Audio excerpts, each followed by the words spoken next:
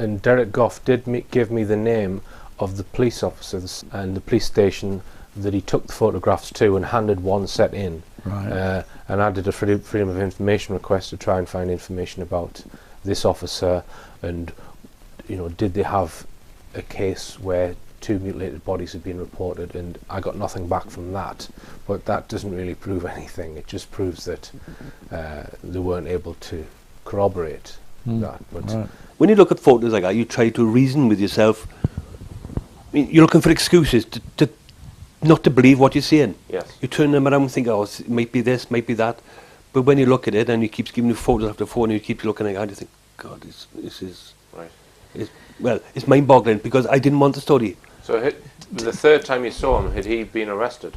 No, that's the whole thing about it. I mean, when I went back down to the police station, which was on the Thursday morning, to speak to this police officer, They didn't. he gone on holiday. Right. Okay. So I mean, you're talking about murder inquiry, alleged, which he should have been. yeah. So the police have obviously been told to back off. Yes, which I'm not known for my patience anyway, and I actually punched this police officer in the chest. Right. Not hard, which should have been assault. Right. She's been arrested, which I wanted, because I had a trouble reasoning with all this. My head was Because all you in felt you were disarray. being fobbed off by.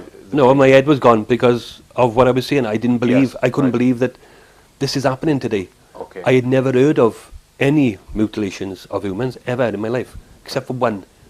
And I only learnt of that about 2 years before.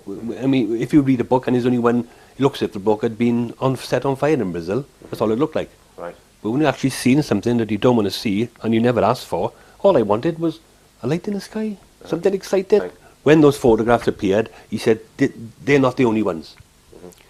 He was also marked, which he showed me on his arms, radiation. And he was a big man, like he said. Right. I'm afraid. I walk up and down, I check my kids all the time, especially in the dark. It's happening all the time. Right. He said, we got children, i.e. his group, we got children, and something got to be done about it. He thought he should report these photographs to the police, which is what anyone would do. Yes. So he went to the police, he handed them in. The police said to him, right, we're going to go and arrest this guy that you've met. Because I Right. think Goff had his address by then, or he certainly had his name and his details. They said, yep, we're going to arrest him, come back and see us tomorrow. He went back the following day and everything had changed. There was 2 plainclothes people trying to persuade him that it was all a joke. When eventually I got in touch with DC Adams, I said, what happened then? Because I wasn't happy anyway.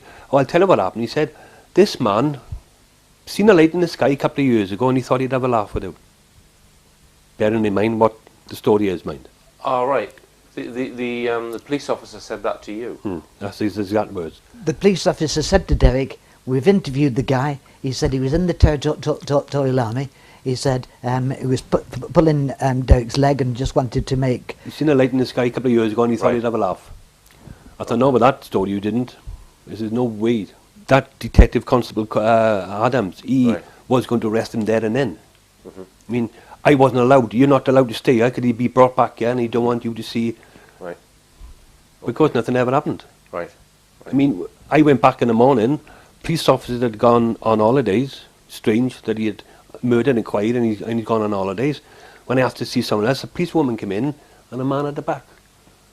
And being CID, dressed in plain clothes, I haven't got a clue who they were. So you don't know who they were, but Nope. there was some plainclothes officers that... Woman I was talking to, because if you look at the psychology of people casting query, if a woman talks to a man, it seems to be all subdued and it's not so much. But of course, there was a man in the back there, Right. standing there with his arm folded. When they were talking to you? Yeah, when she was talking to me, saying that, oh, he's seen a light in the sky a couple of years ago. All right, so there was 2 plainclothes officers that you hadn't seen before Yeah. came in to tell you that he'd just seen a In light the interview sky. room. In the interview In room. the interview room, and there was another man in that room. You weren't told who these He people was right in the were. corner, just So stood they there. could have been MI5 or anything. I had to keep pushing him and touching him. You know, if you touch a police officer, it Yeah. comes under assault. Right. If you get You would- arrested, I would have gone to the court and then I could have told the story. Right. So you were trying to get a reaction Yeah. because you were upset. And I wanted to be arrested. I wanted to be arrested, so when I went to court, I could say, right, this is why I done this, because of the story. Okay. They didn't bite. Communication broke down between Derek and his source because the source realised Derek had recorded some of their conversations against his wishes, and Derek had given copies of the photographs to the police. After this, Derek wrote an article about the events in Global magazine entitled 580 Security Interview. The editor advised that certain facts about the case be altered so the story seemed less credible, because he was worried about the implications of revealing such sensitive information. After the article was published, Derek Goff was contacted by people claiming to be from mainstream media wanting his story, and offered money. When he refused to cooperate with journalists, he then started to receive telephone threats not to further publish the information, and finally suffered a very suspicious house fire, which seemed to be targeted in his office. He suspects that the person who read his gas meter the day before the fire was a bogus caller who planted a device. The meter was not due to be read at that time. Can I just ask you about the name then? So it's group and then a space 5 and then a space and then 8. So it's not group 58. No. It's group 5. Eight. Is it dash 8? No, it is group 58. Group 58 Security. You were in touch with this magazine, Global, and you gave the story to Global, who printed it in a fashion, but you know there was quite a number of mistakes in it. Yeah, but and as a result of it appearing in the Global magazine, you then began to be contacted by people who wanted to buy the story, to have the tapes, and offered you money for it. And it was ostensibly a person, a reporter from the press. I think you said he was from either the Times or the Guardian or something like this, who wanted to give the story. You refused the initial offer, which was £100 or something like that. I forget just what amount of money was involved. The person gave a phone number and an address, which turned out to be false. He phoned you again, giving you another phone number, another address, offering more money, and you didn't give the details out because you wanted, because you were at the time receiving threats on the phone, which were saying you will never ever be allowed to print the story. Yeah, but This is after you've printed it in the Global magazine. Yeah. Yes, but it was a bogus reporter wanting the story, Right. wanted to buy the story, and wanted to have the tapes. Right. And once that had failed, Derek started to receive phone calls which said categorically, you will not be allowed to tell the story. Basically, you put out the story into that magazine. You then started getting contact by the press. You also give me a News of the World card, and you refused every time to give your story to them. Yeah, I did, because it was... I had a feeling... I was so mixed up. I wanted the story out, but I didn't want no backlash in. I just wanted rid of the story. Let's face it, you were frightened because of the anonymous phone calls that were made to you, to be honest, to say that you were in danger and that your story would never be allowed to be printed. Derek was contacted by somebody allegedly from Metropolitan Police, New Scotland Yard, who wanted to know information about Matthew Williams. Derek said, I know Matthew Williams, but I can't give you the information. Subsequently, he rang up late one evening, probably about 11:30 in the evening. This guy rang up Derek to say, there's a warrant out for Matthew Williams' address. Do you know where he is? Arrest. Yeah. Do you know where he is? So Derek said, well, no. He said, I don't know where he is. Why should I know? Well, they said, if you do find out any information, make sure you let us know, because he's wanted, warrants have been issued for his arrest, he's wanted by this, that and the other. And we believe that this person was trying to discredit Derek. Subsequently, when at 2:30 in the morning we managed to get in touch with Matthew Williams, because Derek rang up and he's at his home, we found out the story was false. So Derek rang up this guy in a Whitehall number, New Scotland Yard number, saying, what the hell are you playing at? There's no arrest warrant out for Matthew Williams. What the hell are you playing at? So the reply came back, Derek, they said, you're good at what you do. I have to apologise. He said, I was told to pass this story on to you. Right. So if you had then come out publicly and said there's a warrant out for Matthew's arrest, it would have made you looked after as if you were lying about that. Yeah, So and any subsequent stories therein, or what I was on about them, would have been blown out of the water. When the phone rang and Derek said, the bastards set fire to my house, I just couldn't handle it. I put the phone down and I was shaking. Right. I was absolutely shaking. As I mentioned earlier, I managed to make contact and meet with the same military source some 16 years later and was able to get further information. Here are some video diaries I made when trying to establish contact with Derek Goff's military source. I need to verify that this guy exists, so I would like to speak to him, even just to say, look, can you speak to me about Group 58? And then if he tells me to F off, fair enough. At least I've identified that this is a real person. I've been given some information about the street where he lives, and I'm on it now. And I don't know the exact house number, but I've got a description approximately of which house it is, so I'm going to have a drive along.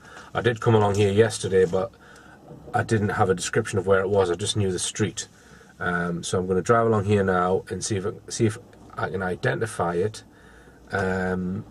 If I can identify the house based on the description that I've got from, I'll go back on 192.com and see if I can find out the name of the people who are living there, and just to see if the description matches what I've got.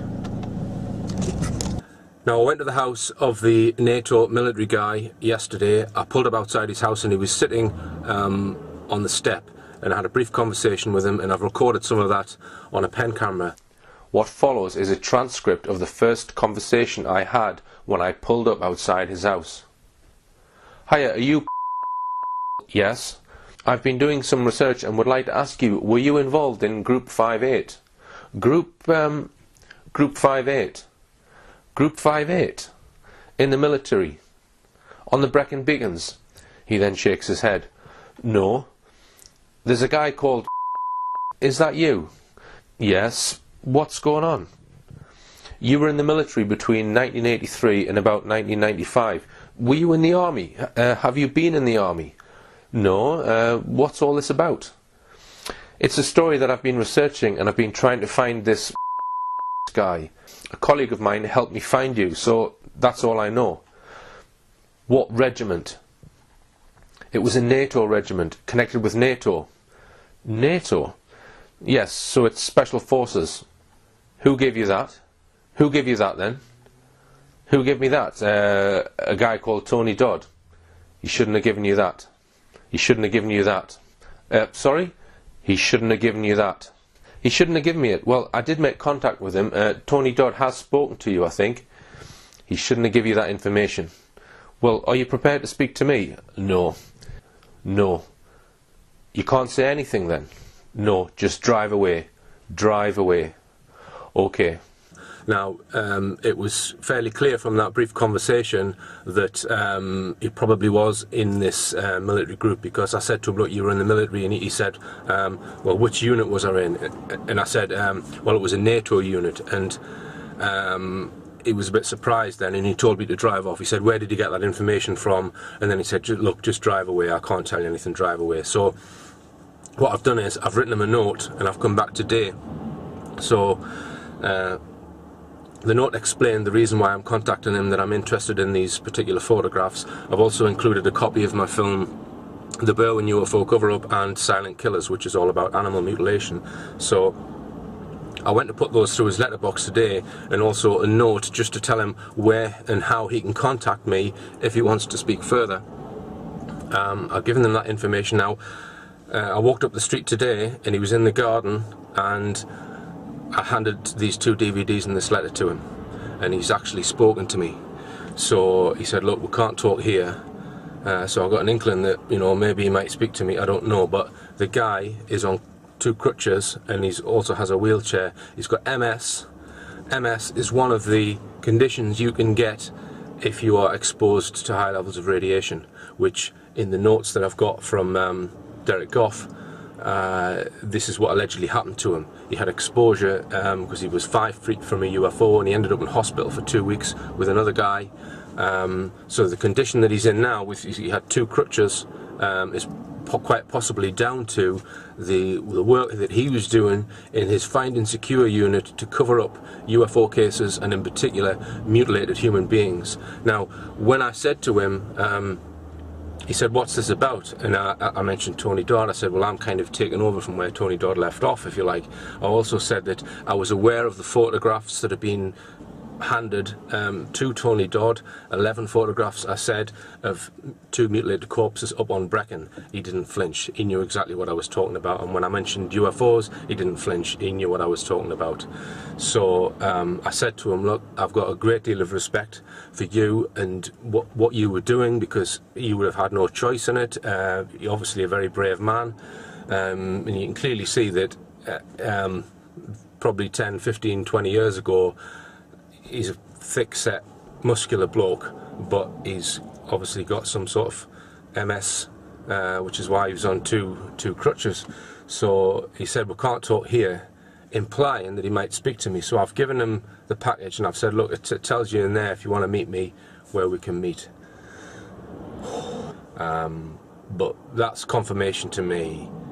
Obviously he didn't say, yes, I was in the military, yes, I was in NATO, but everything that I was putting to him, there was no look of, what are you talking about? It was sort of almost, how do I know this? How have I got to find out this? That was more his look. So, and I said to him, I realised that this whole thing that you were involved with has not been easy for you, and I said that I respect him. So let's see if anything comes of it. But he said to me, look, you can't keep coming to the house. He said to us, right, if you drive down there in this particular car park, he says, wait for me there, I'll be 20 minutes. So I waited, he showed up, and then he said, right, follow me in the car. He drove about a mile to a place which is safe, that no one can hear us speaking. We got out the car. He then checked to make sure that I didn't have any recording devices on me, and I turned my pockets inside out and showed him that my camera was in the car. I said, is it okay if I take some notes? So I had a piece of paper and a pencil. He says, that's fine. So he spoke to me,